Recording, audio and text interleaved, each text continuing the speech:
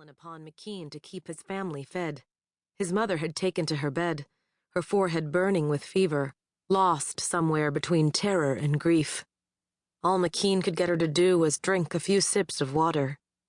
If he could make a nice soup for her, get her to eat something more. He eyed the bones in the cage again. Each morning, he and his brother spent the hour before dawn searching the bombed-out park and zoo for anything they could scrounge to eat. He carried a burlap sack over his shoulder.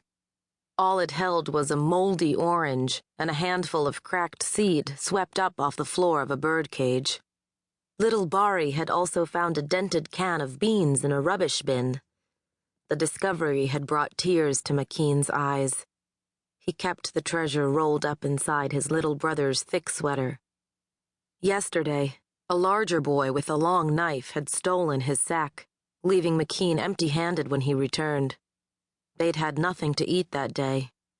But today, they would eat well. Even Mother, Inshallah, he prayed. McKean entered the cage and dragged Bari with him. Distant gunfire crackled in short spurts, like the scolding claps of angry hands trying to warn them off. McKean took heed. He knew they had to hurry. He didn't want to be out when the sun was up. It would grow too dangerous.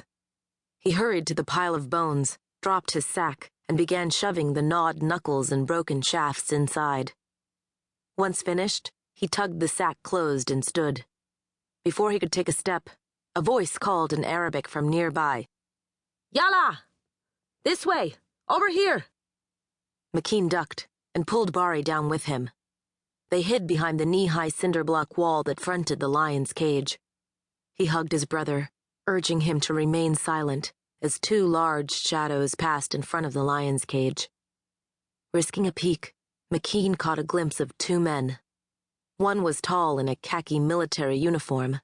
The other was squat with a round belly dressed in a dark suit. "The entrance is hidden behind the zoo clinic," the fat man said as he passed the cage. He huffed and wheezed to keep up with the longer strides of the man in military fatigues. "I can only pray we are not too late." McKean spotted the holstered pistol on the taller man's belt and knew it would be death to be found eavesdropping. Bari shivered in his embrace, sensing the danger too. Unfortunately, the men did not go far.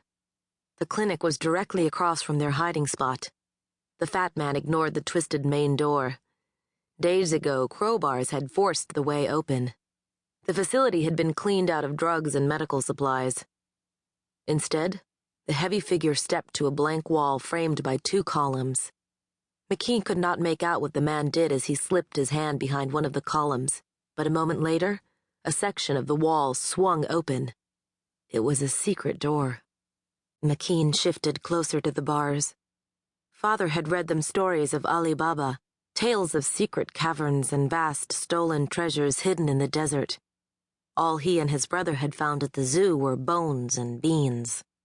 McKean's stomach churned as he imagined a feast fit for the prince of thieves that might wait below. "Stay here," the fat man said, ducking through the entrance and down a dark set of stairs. The military man took up a post by the doorway. His palm rested on his pistol. His gaze swung toward their hiding spot. McKean ducked out of sight and held his breath. His heart pounded against his ribs. Had he been spotted? Footsteps approached the cage. McKean clung tightly to his brother. But a moment later, he heard a match strike and smelled cigarette smoke. The man paced to the front of the cage as if he were the one behind the bars, stalking back and forth like a bored tiger. Bari shook within McKean's embrace. His brother's fingers were clamped hard in his. What if the man should wander into the cage and find them huddled there? It seemed an eternity when a familiar wheezing voice echoed out of the doorway. "I have them." The cigarette was dropped and ground out onto the cement just outside the cage door. The military man crossed back to join his companion. The fat man gasped as he spoke. He must have run all the way back up. "The incubators were offline," he said. "I don't know how long the generators lasted after the power went out." McKean risked a peek through the bars of the